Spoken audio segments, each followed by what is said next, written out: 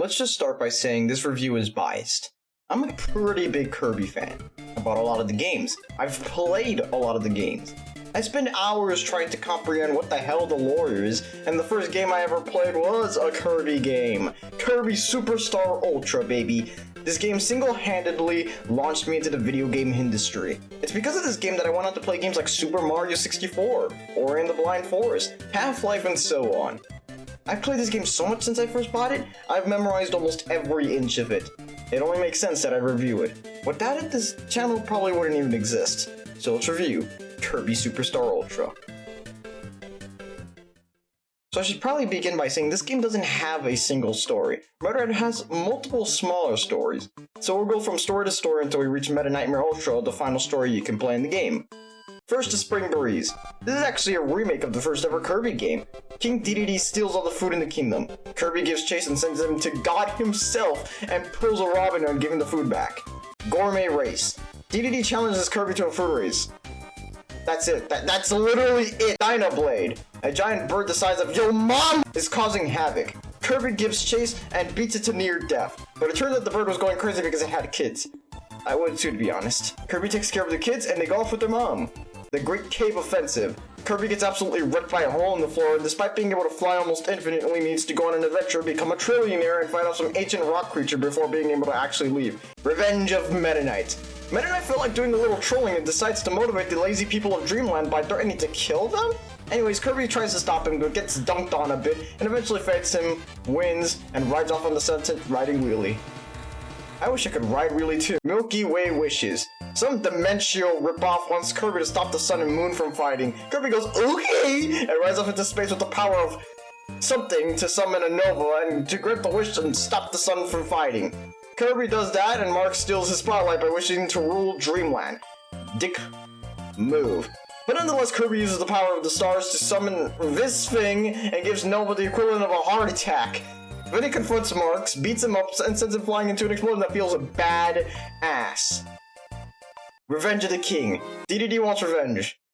What do you want from me? Arena! Kirby beats up people. Helper to hero! The helper beats up a bunch of people. The true arena! Beat up even more people. Also Marks. Meta Nightmare Ultra. Meta Knight changes time and space to become the main character of every story Kirby had. Except this time, when he got his power of something, he summons the most powerful warrior in the galaxy to fight. No one summons in the one, the only, Galactonite, marking his debut in the Kirby game. Meta Knight totally doesn't die and beats Galactonite up, probably typing something racist in the chat while flying away to sleep on a cliff with his eyes open. The end! So as is probably evident, this Kirby game has, well, it has stories. Most of them are so short they can be summarized quicker than my love life can, and that's really fucking short! Regardless, technically speaking, this is more story than most mainline Kirby games because of how many stories there are. Sometimes stories will even cross over, like the Dynablade bird coming in to help Kirby in Revenge of Meta Knight, which is the only example of this I can think of. For as much as I make fun of these, I do genuinely enjoy most of these stories. They don't take a lot of time to set up and are mainly just an excuse to have Kirby die from input lag, and sometimes they can even be emotional, like the ending of Revenge of the Night where having Dedede walk solemnly into the distance. Or Revenge of Meta Knight, with its super cool yet also super somber ride into the distance while Meta Knight's ship sinks into the distance. Or Milky Way Mishes, when Marks' death feels badass and Kirby's feeling feels nice and comforting. This was the last story in the original game, Kirby Superstar, and it shows. Out of all the stories, this one feels like it has a sense of finale, and I like that a lot. A lot. All in all, while Kirby games aren't known for their story, mostly for their easy gameplay and surprisingly deep and dark lore, this game shines in my eyes for having some of the best, even if they are short and shallow. Sometimes, that's all you need. Now to the real reason this game was one of my favorites for the longest time, the gameplay. A lot of older Kirby games suffer from issues that make them really annoying to play. Not by any means difficult, just really annoying. But this game stands out as one of the few that hold up almost perfectly today. While it lacks a lot of the newer features of the new Kirby games have, it's still a really solid game. Almost every ability in the game feels like it's useful in one way or other, except Jet. Seriously, what the fuck? This game has my favorite variation of fighter. Seriously, fighting in this game is overpowered. Its range and damage is insane. Hammer is also really good. Hell, I prefer this version of Hammer over the newer games. This hammer feels like it has a massive punch when charging with it. A few seconds of wind up and a quick and devastating punch. And the controls? Other than me accidentally summoning a helper as Meta Knight 500 times, they're almost perfect. Other than that, sometimes doing the wrong move or my character just taking a little too long, the game nails it. And the bosses, oh boy, the bosses. This game set up a lot of staples the series would reintroduce time and time again. The original game had Marks, and Super Star Ultra has Mass DDD and Galactonite. And just to reaffirm, I totally did not die as Meta Knight while fighting Galactonite. This was merely a greatly exaggerated myth. Oh my god, how have I not mentioned the helpers? These little guys are oh so incompetent, but man, it's just fun to see them try to navigate really anything, to be honest. The best one? Wheelie. That's not even a question, it's just a matter of fact. When Wheelie died in the fire pits of hell in the deep recesses of space, I saluted him for his service. And I saluted for him when I killed Marks. God bless the Wheelie. This is also a time I should mention that this is the only time Wheelie Rider appears in the entire series. What the fuck, Nintendo? I remember playing multiplayer, the whole game, which by the way required you to own 2 copies of the game, to which I gave one away to someone never to be seen again. Son of a bitch! Regardless, it was a fun time. Trying to beat the game while being forced to use a helper with only one ability was pretty funny. Also, there's minigames, but we're not talking about those because I could care less. For the most part, this game follows the standard Kirby formula. Besides the helpers, this does not change much between stories. However, this does not hold true for both Meta Nightmare Ultra and Milky Way Wishes. Milky Way Wishes gets rid of your ability to gain abilities by eating enemies, rather forcing you to use power-ups that can be found across the story, which, when acquired, gives you the ability to use the ability whenever you want. God, that is a lot of abilities. It's a minor gameplay shift, but one I enjoy a lot. I remember just flying around aimlessly in this game mode, playing random planets with dumb powers, pretty fun times. Now in Meta Nightmare Ultra, as I said earlier, has you play through every story, but as Meta Knight. A cool detail is how every cutscene is remade, with Meta Knight.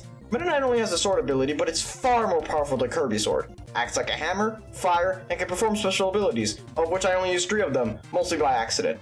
These abilities are summoning sword helpers, speed, healing, and an ultimate attack, to which, in my experience, isn't worth the points. These abilities turn Meta Knight's story into a speedrun, even encouraging it by showing you the time at the end of each story you completed. Crazily enough, I died more as Meta Knight than I did as Kirby throughout all the stories. All in all, Meta Knight's story is a fun ride while it lasts. Now lastly, let's talk about the arena! The arena, the regular one, is pretty easy and just has you beating every normal boss variation. Helper to Hero has you beating some of the more difficult bosses and ends with Wham Bam Jewel rather than March for some reason. Would it be considered dumb if I said this scared me back in the day? I mean, it just comes out of nowhere!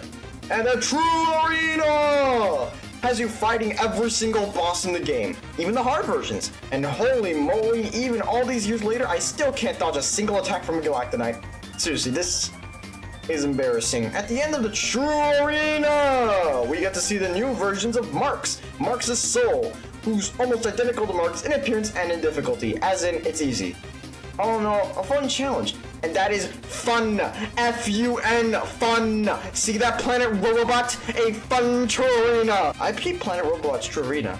I still have nightmares. Anyways, that's the bulk of it. All in all, gameplay is spot on and a joy to play, even to this day. In the way of visuals, I think this game keeps in line with Kirby's trippy backgrounds and beautiful visuals. Look, Marks' floor. Pretty. Seriously though, this game ages great. Sure, it's obvious how low poly the pre-rendered graphics are nowadays, and maybe even back then, but it doesn't stop the game from having a great atmosphere. From the intense burning of Meta Knight's ship to the wonderful serenity of the Great Cave of Fence's garden. And who could forget the absolute madness that is Nova's background? Seriously, this really made me wonder what the hell was going on back then. I also love the palette swaps in Revenge of the King. Purple is pretty, and Crash Cloud's palette always makes me feel happy for whatever reason. Kirby always had backgrounds that felt really fantastical. While I like Kirby's change to more real locations, I'll always have a fondness for this more fantasy aesthetic. And do I even need to say anything about the music? It's a banger, ladies and gentlemen. I could tell you about how I find them energetic or calming or saddening or funky, but I'd rather let you listen to them.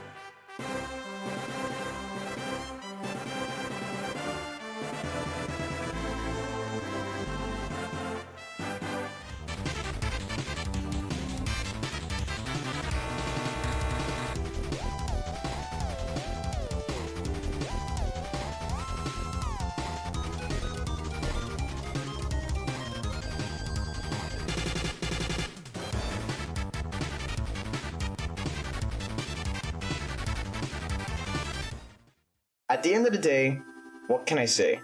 I love this game. I don't think I'll ever love another game like I love this one.